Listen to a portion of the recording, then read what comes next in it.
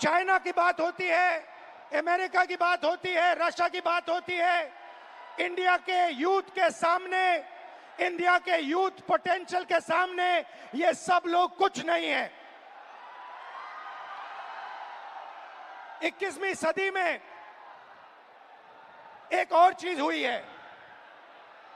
21वीं सदी में अगर देश प्रगति करता है तो दो चीजों के बल पे करता है। यूथ पोटेंशियल जो आप में है और डेटा जो आप क्रिएट करते हो। हिंदुस्तान के पास यूथ है और सबसे ज्यादा, दुनिया में सबसे ज्यादा डेटा हिंदुस्तान में है। 1 गीगाबाइट डेटा प्रति भारतीय प्रतिदिन इस्तेमाल करता है और प्रगति होगी, फ्यूचर होगा तो डेटा और आपके पोटेंशियल पे होगा। युवा plus data is equal to 21st century economy.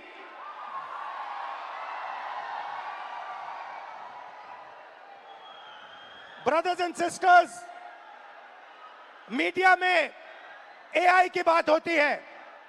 Everybody speaks about AI, but I want to make one thing very clear, and ये आपको समझना चाहिए। आपके डेटा के बिना एआई का कोई मतलब नहीं है। अगर एआई बनता है तो आपके डेटा के बेसिस पे बनता है। 20वीं सदी में पेट्रोल और पेट्रोल इंजन देश को बनाता था। अगर 20वीं सदी में मैं आपके पास आता और आपसे कहता, देखिए मैं आपको पेट्रोल इंजन दे रहा हूं मगर आपको पेट्रोल नहीं दूंगा, आप मुझे कहते इस पेट्रोल इंजन से मेरा कुछ नहीं होने वाला है। वैसे ही 21वीं सदी में डेटा से ही एआई बनता है। डेटा से आप एआई बना सकते हो मगर एआई से आप डेटा पैदा नहीं कर सकते हो। और ये डेटा हिंदुस्तान का है और आपका है। आप इसको क्रिएट करते हो, ये आप बनाते हो, ये आपका इमेजिनेशन है, ये हिंदुस्तान की पूंजी है, स्ट्रेंथ है, एसेट है। मगर भाई और बहनों, डेटा आपका, यूथ पोटेंशियल आपका, मगर सिस्टम ने आपको चक्रव्यूह में फंसा रखा है। ये आप देखिए, आपको चक्रव्यूह में फंसा रखा है। भविष्य की बात करें, आप एजुकेशन लेते हो, लाखों करोड़ रुपए आपके परिवारों से लिया जाता है। इंजीनियरिंग, मेडिकल, पोस्ट ग्रेजुएट, जो भी आप पढ़ाई करते हो, आपके परिवारों से, आपके जेब से पैसा छीना जाता है, लाखों करोड़ रुपए लिए जाते हैं और फिर आपको एक सर्टिफिकेट दिया जाता है। आपको कहा जाता है कि हाँ, आपको एजुकेशन सर्टिफिकेट मिल गया, बीए मिल गया, एमए मिल गया, एमएससी मिल गया, मगर इस सर्टिफिकेट का कोई मतलब नहीं है आज हिंदुस्तान में, क्योंकि यह सर्टिफिकेट आपको रोजगार नहीं दे सकता है। चाहे आप कुछ भी करें, यह सर्टिफिकेट हिंदुस्तान में आपको रोजगार नहीं देता है। आंकड़ा मैं आपको देता हूं, 1000 युवाओं में से सिर्फ 12 युवाओं को परमानेंट नौकरी मिलती है। जहां तक डेटा की बात है, आपका डेटा छीन लिया जाता है। बड़ी बड़ी कंपनीज को, जियो को, अदानी को, फेसबुक, गूगल को आपका डेटा दिया जाता है और आपको फंसाया जाता है। आपको कहा जाता है जितनी भी आपको रील्स देखनी है, जितने आपको व्हाट्सएप मैसेजेस भेजने हैं, जितना आप इंस्टाग्राम पे देखना चाहते हो, रील्स बनाना चाहते हो, आप बनाओ। भाई और बहनों, ये 21वीं सदी का नशा है।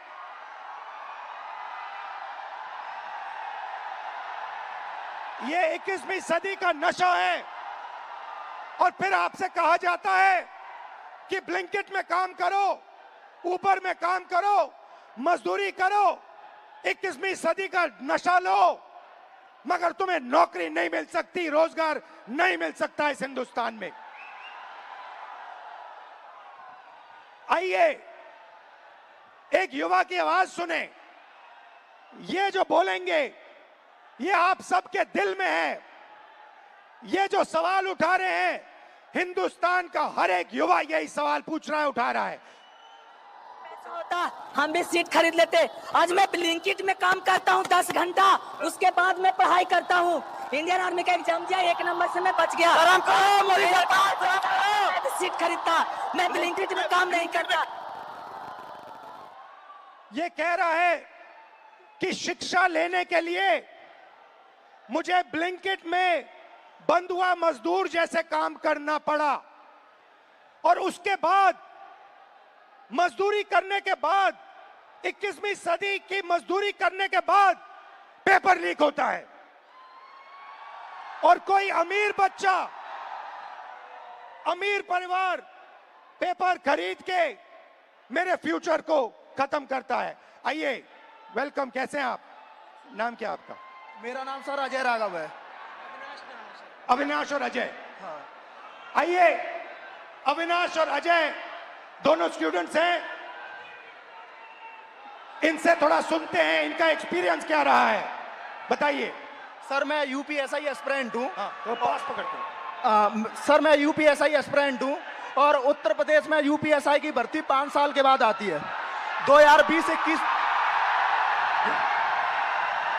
यूपीएसआई की भर्ती 2020-21 में आई थी। इससे पहले तो उसमें व्यापक स्तर पर घोटाला हुआ था। मैं मानता हूं इस चीज को कि वो भारत की एग्जामिनेशन हिस्ट्री का सबसे बड़ा घोटाला था। उसमें सैकड़ों एफआईआर दर्ज हुई, 350 से ज्यादा फेक एलिमेंट, डमी कैंडिडेट पकड़े गए। हमने सैकड़ों इनको प्रूफ दिए, लेकिन इन्होंने भर्ती को पूरा कर दिया। सर मेरा दरोगा बनना एक सपना था। मैं किसान फैमिली से बिलोंग करता हूं, तो मैंने नई भर्ती की आस में तो फिर से पढ़ना शुरू कर दिया, और मुझे पढ़ते पढ़ते 4 साल गुजर गए। सर 2025 में फिर यूपीएसआई की भर्ती आई, और ये चीजें 2025 में भी देखने के लिए मिली। सर यूपीएसआई के अंदर स्कोर कार्ड तक रिलीज नहीं करते हैं। मैंने परीक्षा दी है, मुझे ये नहीं पता चल पाता है कि मेरे रॉ मार्क्स कितने हैं और मेरे नॉर्मलाइजेशन मार्क्स कितने हैं, क्योंकि अलग अलग शिफ्ट में पेपर होता है। तो ये नॉर्मलाइजेशन का प्रक्रिया अपनाते हैं, ये तक नहीं बताते हैं कि कौन सा नॉर्मलाइजेशन फॉर्मूला इन्होंने यूज किया है। जो यूपीपी आरपीबी जो पुलिस, उत्तर प्रदेश पुलिस एवं प्रोन्नति भर्ती बोर्ड है सर, ये अकाउंटेबिलिटी इसकी फिक्स करने वाला कोई नहीं है। हमने तमाम प्रयास कर लिए, जनता दरबार चला गया, मैं इनके कैबिनेट मंत्रियों को ज्ञापन दे लिए, उल्टा इन्होंने मेरे को पकड़ के जेल में डाल दिया। मेरा गुनाह अपराध सिर्फ इतना था कि मैं इनके जनता दरबार योगी जी से मिलने चला गया। सर ये नॉर्मलाइजेशन का फॉर्मूला नहीं बताते हैं, ये खुद तय करते हैं कि किस अभ्यर्थी के मतलब मार्क्स बढ़ा करके अंदर लेना है और किस अभ्यर्थी को बाहर करना है। ये उत्तर प्रदेश पुलिस का भर्ती बोर्ड तय करता है। इनको क्या दिक्कत है? अगर ये फेयर भर्ती कराते हैं तो इनको नॉर्मलाइजेशन देना चाहिए। सर मैं एक चीज इसमें जोड़ना चाहूंगा कि जो नॉर्मलाइजेशन है ये पेपर लीक से ही बड़ा स्कैम है, क्योंकि इनकी अकाउंटेबिलिटी फिक्स करने वाला नहीं है। ये नॉर्मलाइजेशन फॉर्मूला जारी नहीं करते हैं, ये शिफ्ट वाइज नॉर्मलाइजेशन डेटा नहीं देते हैं, इनको खुली छूट मिली हुई है। मेरा नाम अविनाश है, मैं इन्हीं छात्रों में से कोई एक जरूर हूं। चूंकि मैं ये कह सकता हूं सर कि मैंने अपनी तैयारी 2018 में शिक्षक भर्ती के लिए की थी। 2018 से आज तक मैं उसी की तैयारी कर रहा हूं। क्यों? सरकार के पास जगह खाली है, फिर भी वैकेंसियां नहीं दी जा रही हैं। उसके बाद ये होता क्यों है सर? ये सरकार की मानामानी है। इसमें सरकार अगर चाहे बच्चों से कि वैकेंसियां दे, प्रॉपर तरीके से चलती रहे। हम लोग ऐसा नहीं कि क्या कहते हैं एक डिमांड कर रहे हैं। 2018 से लेकर आज तक कई सारे धरना प्रदर्शन, कई सारे ज्ञापन ये दिए हैं। उसके बाद दूसरा मुद्दा ये कि 2022 से ही मैं यूपी पेट की तैयारी यूपी SSSC आयोग से करता हूं। यूपी SSSC आयोग 2022 से मैं तैयारी कर रहा हूं, और उसकी भर्तियां आज भी ऑन रिकॉर्ड में बात कर रहा हूं कि कम से कम 9 से 10 वैकेंसियां आज तक क्लियर नहीं हुई है, और उसमें से बहुत सारी वैकेंसियां जिसके लिए हम लोगों ने लाठी खाई, ज्ञापन दिया, लोगों से जाके मिले कि हमारी दर्द, हमारे दुख को समझा जाए, लेकिन आज तक सरकार के कान में ये बात पहुंची नहीं है। इसमें से बहुत सारे ऐसे हमारे भाई बहन हैं जो उस चीज से पीड़ा में ग्रसित हैं। और बताइए। और सर ये है कि देखिए, हमारी कुछ मांगे हैं, आपसे भी है, सरकार से भी है, कि ये जो जितनी वैकेंसियां हैं उसका एक प्रॉपर कैलेंडर तैयार कर दें। आप चुनाव कराते हैं, 3 महीने में रिजल्ट देते हैं, आप हमारा रिजल्ट 5 साल में नहीं दे पा रहे हैं, पहली चीज। दूसरी चीज, हमारी वैकेंसियों का UPSSC स्पेशली कोई स्कोर कार्ड नहीं जारी करता है मेंस का। अगर उनको कुछ भी करना होगा वो रोल नंबर दे देंगे। मतलब अकाउंटेबिलिटी और ट्रांसपेरेंसी होनी चाहिए। जी एग्जैक्टली यही चीज है। आपने लाखों रुपए लगाए होंगे पढ़ाई में। जी सर, 2018 से आज तक। हाँ जी। और आपका एक्सपेक्टेशन था कि इस पैसे से, शिक्षा से आप आगे बढ़ पाओगे। जी सर एग्जैक्टली। अब आपको क्या लग रहा है? अब क्या आपका प्लान क्या है? सर अब प्लान ये है कि हम भर्तियों का इंतजार करते हैं, क्या पता अगली पंचवर्षीय भी बीत जाए, इसकी भी कोई श्योरिटी नहीं है।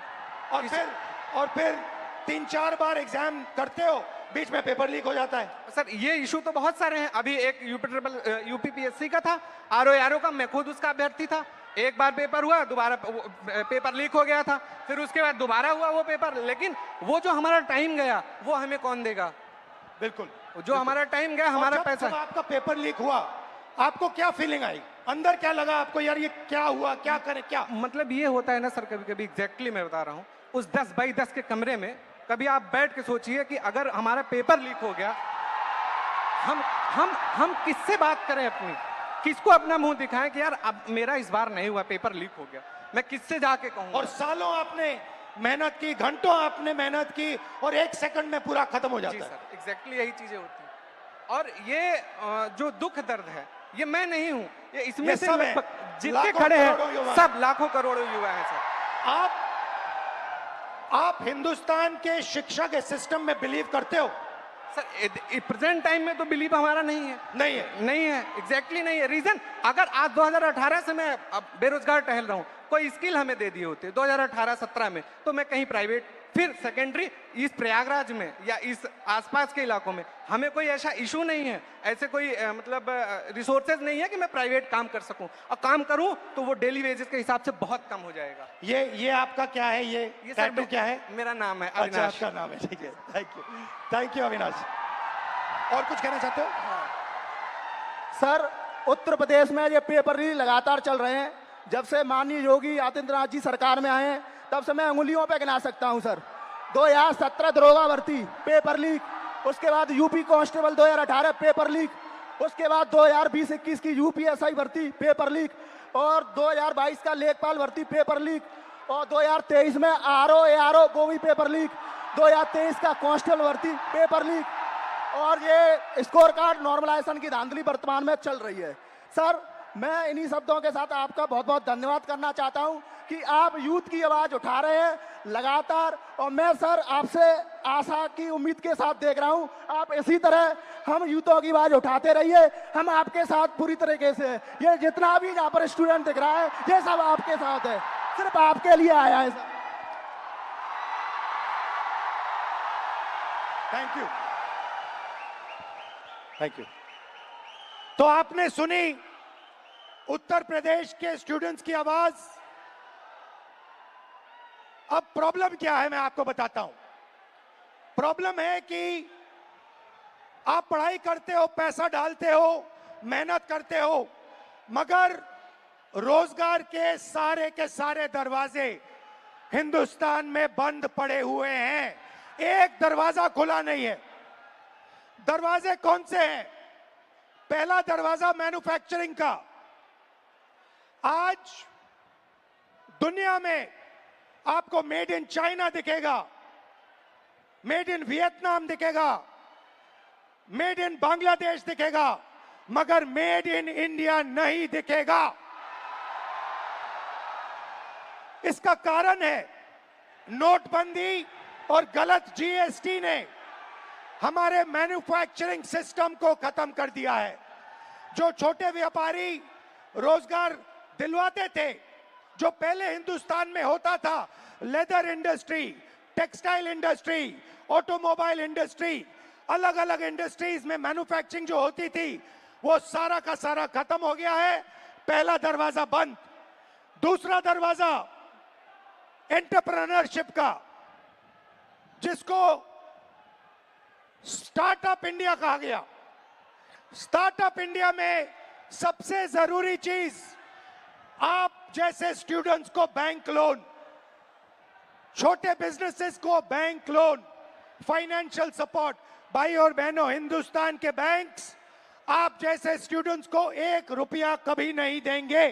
अंबानी अदानी को लाखों करोड़ रुपए देंगे, मगर आपको 1 रुपया नहीं देंगे।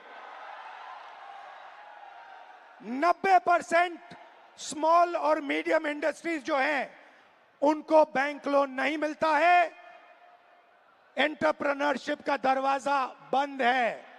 तीसरा दरवाजा, जिसको हम कहते हैं सरकारी नौकरी का, जिसमें आप पेपर लीक का सामना करते हो, उस दरवाजे में भाइयों और बहनों 150 में से एक युवा निकलता है। अगर 150 युवा एग्जाम लेते हैं, सरकारी नौकरी ढूंढते हैं, एक युवा उसमें से निकलता है। पब्लिक सेक्टर, जो पहले 10 साल पहले 14 लाख युवाओं को यह रोजगार देता था, भाइयों और बहनों, पब्लिक सेक्टर को प्राइवेटाइज कर दिया गया है। पब्लिक स्कूल्स बंद कर दिए, पब्लिक अस्पताल बंद कर दिए, नवरत्न उठा के बेच दिए, बीएसएनएल बेच दिया, ऐसी कंपनियां बेच दी, पोर्ट्स, एयरपोर्ट्स, सारा का सारा अदानी जी को पकड़ा दिया। इसीलिए पब्लिक सेक्टर बंद है। और आखिरी होप जो आपका था, corporate jobs, IT, back office, transcription, software, जिसमें पहले हिंदुस्तान के युवाओं को रोजगार मिलता था, वो दरवाजा भी भाइयों और बहनों आपके डेटा का प्रयोग करके एआई से यह भी दरवाजा बंद किया जा रहा है। तो सच्चाई है कि पांचों दरवाजे आपके लिए बंद हैं और इसीलिए आपको भयंकर दर्द हो रहा है। भाई और बहनों, मैं सिस्टम की बात कर रहा हूं। यह सिस्टम क्या है और यह सिस्टम को कौन चलाता है?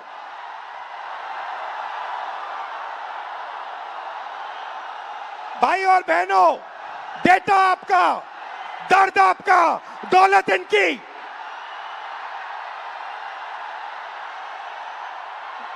दर्द आपका, डेटा आपका, दौलत इनकी। यह सिस्टम है। अंबेडकर जी ने कहा था सोशल, पॉलिटिकल, इकोनॉमिक। ये देखिए, ये है इकोनॉमिक, पैसा, अदानी। इनकी आमदनी 10 साल में 30 गुना बढ़ी है।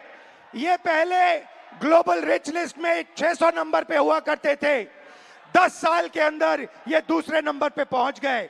ये पूरे सिस्टम को फाइनेंशियल सपोर्ट देते हैं। बीच में पॉलिटिकल, मोदी जी, अमित शाह जी। बीजेपी का बैलेंस 150 करोड़ रुपए का होता था बैंक में, आज इनका बैंक बैलेंस 10,000 करोड़ रुपए का है। 10,000 करोड़ रुपए का एक पॉलिटिकल पार्टी का बैंक बैलेंस। नरेंद्र मोदी जी आपका ध्यान भटकाते हैं और पॉलिटिकल सिस्टम चलाते हैं। वोट चोरी होती है, वोटर लिस्ट में ब्राजील की औरतें आती है। और तीसरा, आपके सोच पर कंट्रोल, जो इलाहाबाद यूनिवर्सिटी में किया गया है, आरएसएस के वाइस चांसलर्स बैठा के हर संस्था में प्रचारक, ब्यूरोक्रेसी में प्रचारक, फोर्सेस में प्रचारक, मीडिया में प्रचारक, जुडिशरी में प्रचारक, पैरामिलिट्री में प्रचारक, यूनिवर्सिटी कॉलेजेस में प्रचारक, सोच को कंट्रोल करने का तरीका। यह है सिस्टम भाई और बहनों। मोहन भागवत, नरेंद्र मोदी जी, अमित शाह जी और अदानी जी, इस सिस्टम ने रोजगार खत्म किया, इस सिस्टम ने यूनिवर्सिटीज को कैप्चर किया, इस सिस्टम ने आप पर आक्रमण किया है। मगर इस अंधेरे में आप लोगों ने लाइट जला दी। ये देखिए, इस अंधेरे में आपने वो करा जो आपके माता पिता नहीं कर पाए। वो अपने डर का सामना नहीं कर पाए, मगर हिंदुस्तान के स्टूडेंट्स, हिंदुस्तान के युवाओं ने अपने डर का सामना किया और देश को बदल दिया। आपने अपनी आवाज रखी, नफरत के साथ नहीं, मोहब्बत के साथ आपने अपनी आवाज रखी। आइए हम आपकी आवाज सुने। नमस्कार, आपका नाम? नमस्कार। और मैं पटना यूनिवर्सिटी से हूँ। नमस्कार। आप? मेरा नाम हिमांशु कुमार हुआ। हिमांशु जी जी जी। शिफत फैज, इलाहाबाद यूनिवर्सिटी LLB। नमस्कार सर, मेरा नाम कुणाल पांडे, मैं इलाहाबाद विश्वविद्यालय से। शाबाश, वेलकम आप सबका। मैं आपसे आज, अभी मैंने कहा कि अंधेरे में आप लोगों ने लाइट दिखा दी, अंधेरे में आप लोगों ने टॉर्च दिखा दी, और आपने प्यार से किया, मोहब्बत से किया, नफरत से नहीं किया, क्रोध से नहीं किया, हिंसा से नहीं किया। तो ये पूरी भीड़ आपका एक्सपीरियंस सुनना चाहती है। आपने क्या सहा, आपने क्या किया, थोड़ा बताइए, एक एक करके बताइए। साथियों, जो 22 जुलाई को पटना में बिहार बंद का कॉल था, हम लोग राजभवन मार्च कर रहे थे और वहाँ एक चीज हमें एहसास हुआ कि पुलिस ऐसे मौके की तलाश में थी कि वो हम पे लाठी भी चार्ज कर ले, उन पे इल्जाम ना हो। जब हम राजभवन से थोड़ी देर पहले पहुंचे, वहाँ पे पुलिस वाले थे बिना बैच के, और लाठी की जगह पे वो बैम्बू लिए हुए थे। उनसे जब पूछा गया आपका बैच कहाँ है, तो वहाँ से अधिकारी पूछते हैं कि आप कौन हो पूछने वाले। मैं बताता हूँ तो कहते हैं इससे क्या होगा। हमने कहा सर इतने बच्चे मरे, उनका जवाब कौन देगा। कहते वो तो चले गए, अब क्या तुम भी जाना चाहते हो। मैंने कहा सर वो तो चलेगा, लेकिन अब बदलने का वक्त आ गया, क्योंकि अब नहीं बदलेगा सर, कभी नहीं बदलेगा। हम छात्र युवा देश के भविष्य हैं। उसके बाद वो वाटर कैनन चलाने लगते हैं, जिससे हमें फर्क नहीं पड़ता है। उसके बाद वो लाठी चार्ज करते हैं, जिससे उनका टारगेट था या सर पे मारो या पैर में। उन्होंने मेरे पैर पे बहुत मारा, मैं गिर गया। उसके बाद वो लाठी चार्ज करने लगे, स्टोन चलाने लगे, आंसू गैस। और एक बात मैं आपको बता दूं, जब मैं गिर गया उसके बाद जो DSP है वो आके दोबारा मेरे पेट पे मारती, जबकि मेरा लेग डैमेज था। कुछ छात्र मुझे वहां से उठा के ले जाते हैं, साइड रखते हैं। पुलिस वाले आके कहते हैं ये छात्र थोड़े है, इसको तो जेल भेजना चाहिए। इवन वो एम्बुलेंस नहीं आने देते हैं। मुझे 3 इडियट की मूवी की तरह स्कूटी पे हॉस्पिटल ले जाना पड़ता है। बीच में आ जाओ, बीच में आ जाओ। जैसे सर मैंने बताया कि वो एम्बुलेंस तक नहीं आने देते हैं। हमें 3 इडियट के स्कूटी की तरह मुझे स्कूटी पे हॉस्पिटल ले जाया गया है। और नेक्स्ट डे जब फिर मैं हॉस्पिटल जाता हूँ, मुझे डिटेन किया जाता है। मेरे पैर में बैंडेज लगा था, 15 घंटा मुझे थाने में बंद करके रखा गया। और जितने फोटो थे सबसे मुझे मिलाया गया, नाम पूछा गया। जब मैं नाम बताया तो इंचार्ज कहती है इसको तो मुझे लगता है कहीं देखा है। मैंने कहा मैम मैं नॉर्मल स्टूडेंट हूँ, मेरे ऊपर एक भी FIR नहीं है। तो कह रही वो तो मैं देख लूंगा। धमके दिए जाते हैं उन्हें हमें। मैं ये बता दूं कि जब हमें PR बॉन्ड साइन करवाया गया, उसके बाद हमारे एड्रेस पे डिटेन करने के लिए छापे पड़ रहे हैं। हम छात्र हैं, देश के भविष्य हैं, और आज आप हमारे पर अत्याचार कर रहे हैं। हम क्या कह रहे हैं, हमें तो नौकरी चाहिए। हम पहले नौकरी के लिए आंदोलन करें, फिर एग्जाम के लिए आंदोलन करें, फिर रिजल्ट के लिए आंदोलन करें, और फिर पेपर लीक उसके लिए आंदोलन। हम छात्र हैं या आंदोलन जीवी है? हम छात्र हैं। और आप हमसे वोट लेते हैं तो सर सर कहते हैं, भैया भैया कहते हैं। आज हमें कहते हैं कि हम कॉकरोच हैं। सर हम देश के एजेंजी हैं, और आज आपका सत्ता है, कल हम पलट भी सकते हैं। लेकिन ये गलतफहमी मत रहिएगा मोदी जी, हम बिहारी हैं, ठीक है। और मैं एक बात बता दूं, आप मुझे जितने धमके देते, मैं स्वतंत्रता सेनानी परिवार से आता हूं, और ये लड़ाई के लिए कल भी मुझे लड़ने पड़ी तो मैं देश के लिए अपनी जान न्यौछावर कर दूंगा, लेकिन छात्रों के हक के लिए हमेशा लड़ते रहूंगा। क्योंकि राम मनोहर लोहिया ने कहा है ना कि अगर सड़कें सुनी होगी तो संसद आवारा हो जाएगा। तो सर आप जब सरकार डरती है पुलिस को आगे करती है, तो हमारा जवाब है कितनी लंबी जेल तुम्हारी देख लिया देखेंगे। ठीक है, शाबाश।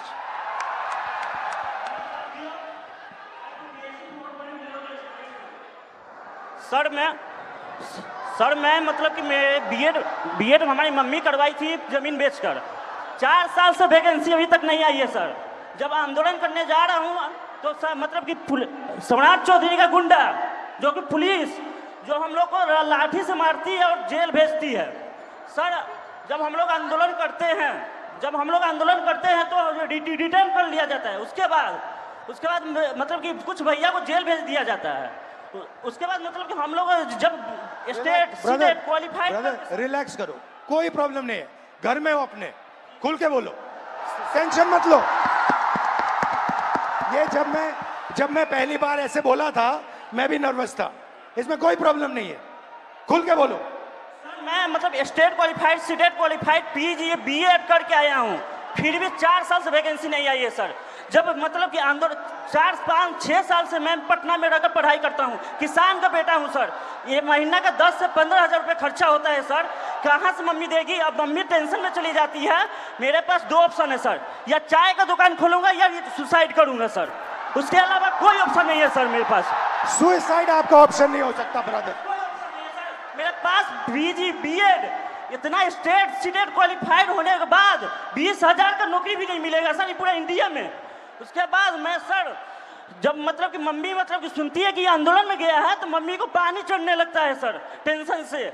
उसके बाद सर मतलब हमारे एक मंत्री हैं बिहार के, अशोक चौधरी नाम है सर, वो 56 साल के होकर वो प्रोफेसर बने हैं सर, जो कि नीतीश कुमार के राइट हैंड है सर। वो कैसे बन गए सर? बिना बिठाओ तो इंटरव्यू का कैसे बने सर? एक सीट खा गया सर ये मतलब युवा का। अच्छा आपके फैमिली ने कर्ज लिया?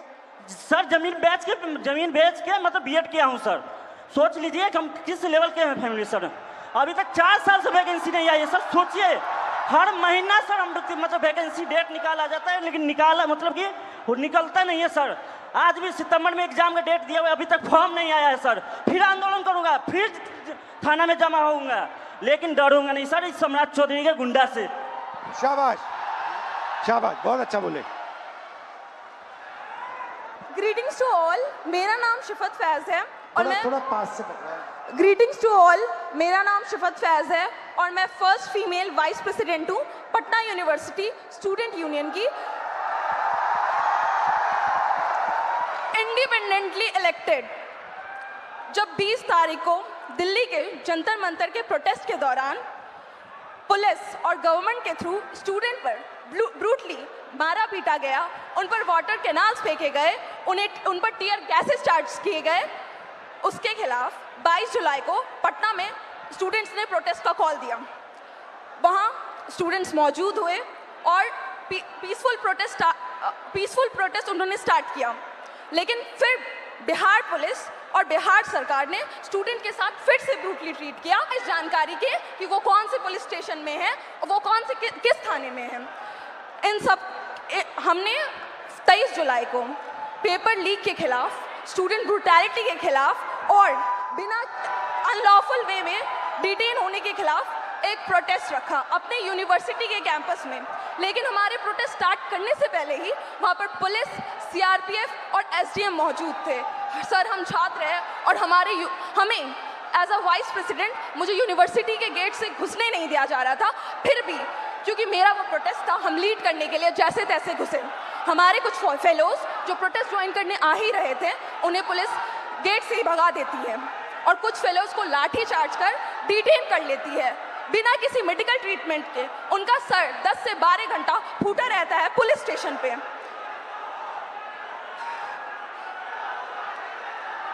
लेकिन डोंट वरी, रिलैक्स।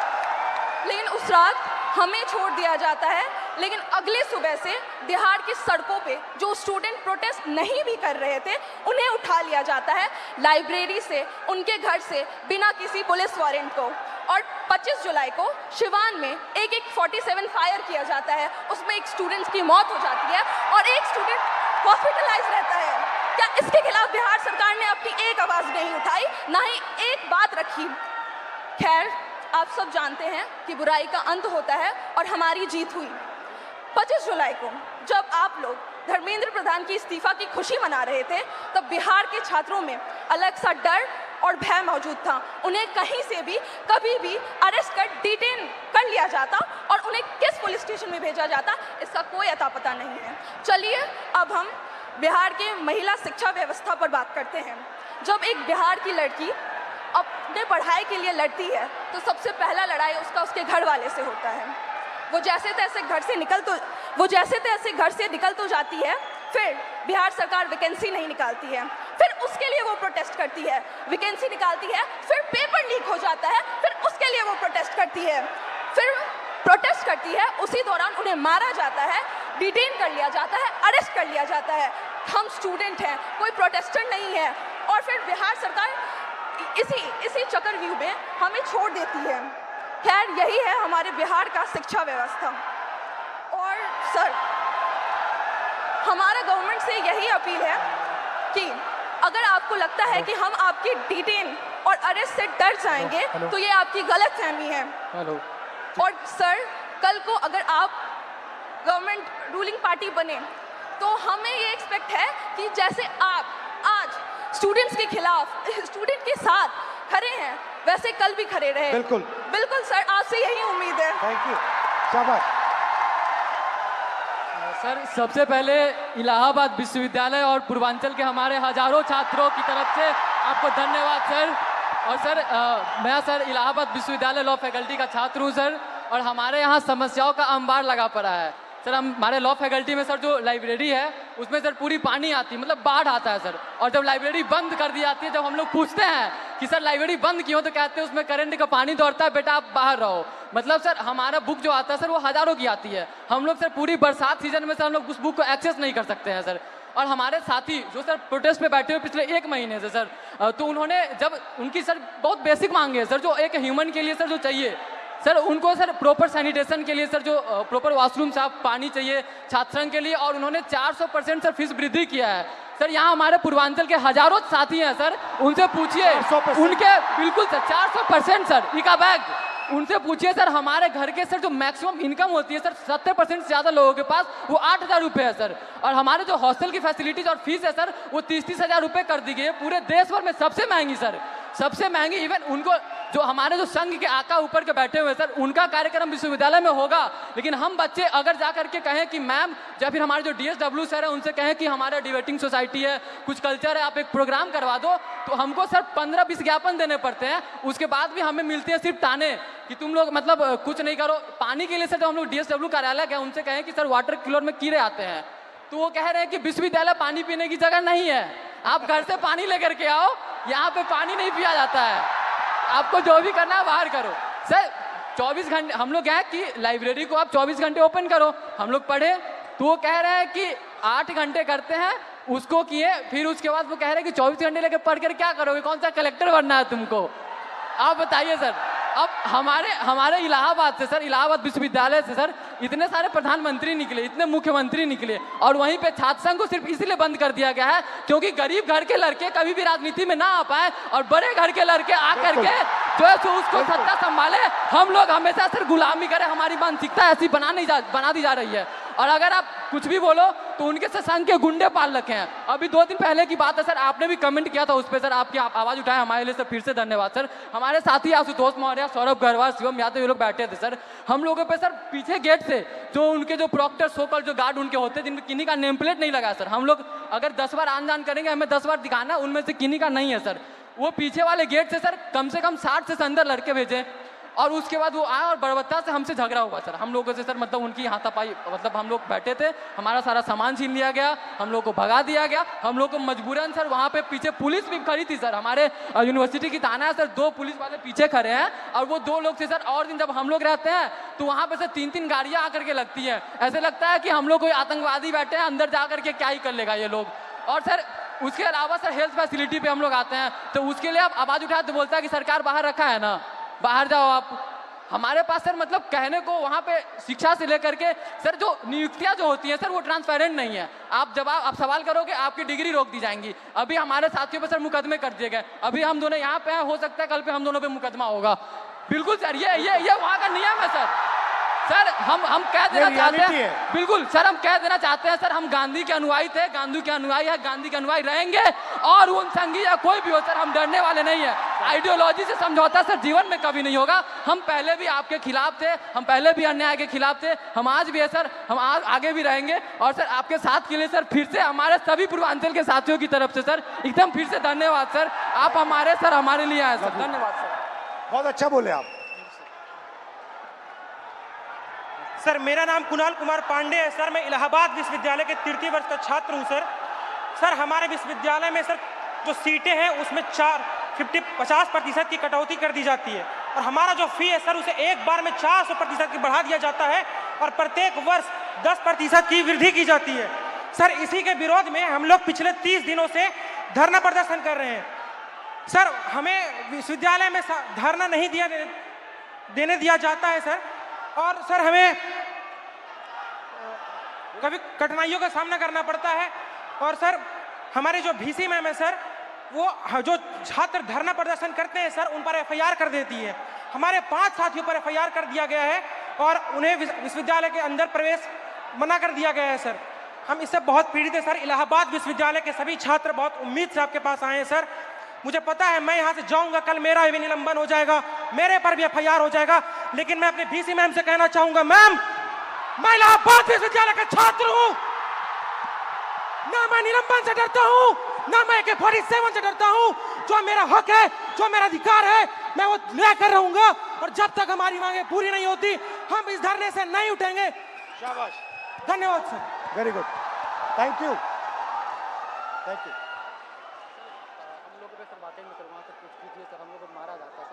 अब मुझे बुला लो, मैं आ जाऊंगा। हाँ, अलंकार है, मुझे बुला लो, मैं आ जाऊंगा। ठीक है, घबराओ मत। Very good. तो ये थी बिहार और उत्तर प्रदेश और इलाहाबाद यूनिवर्सिटी की आवाज।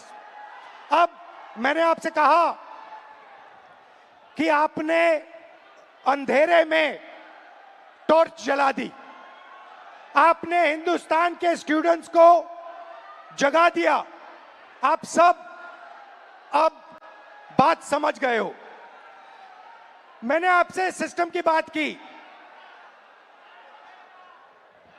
हम नफरत से और हिंसा से कभी काम नहीं करेंगे।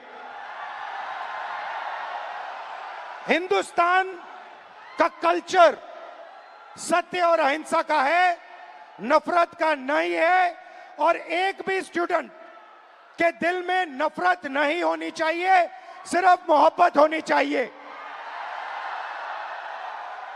मैंने आपको पिछली स्लाइड में मोदी जी की फोटो दिखाई, अमित शाह जी की फोटो दिखाई, अदानी जी की दिखाई, मोहन भागवत की दिखाई, मगर नफरत नहीं करनी है, सिस्टम बदलना है।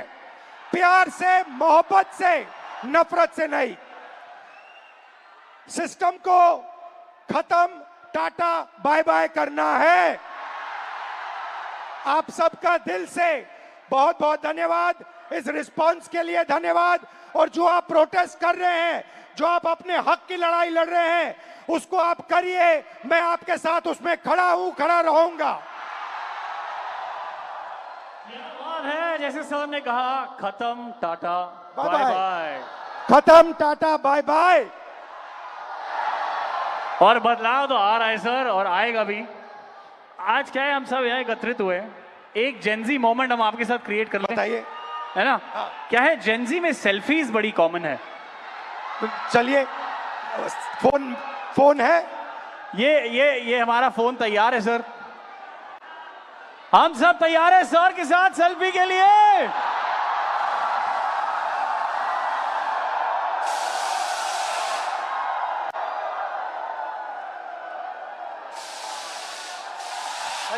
Thank you so very much. Lovely.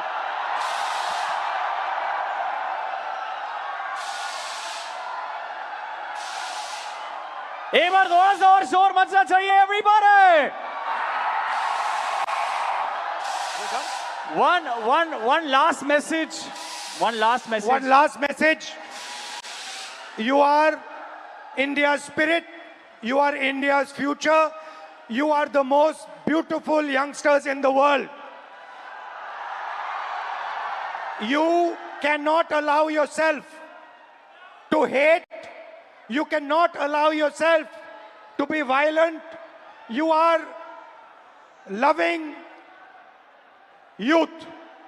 मोहब्बत की दुकान खोलनी है आपको, प्यार के साथ लड़ना है. Thank you. Thank you very much. Thank you sir.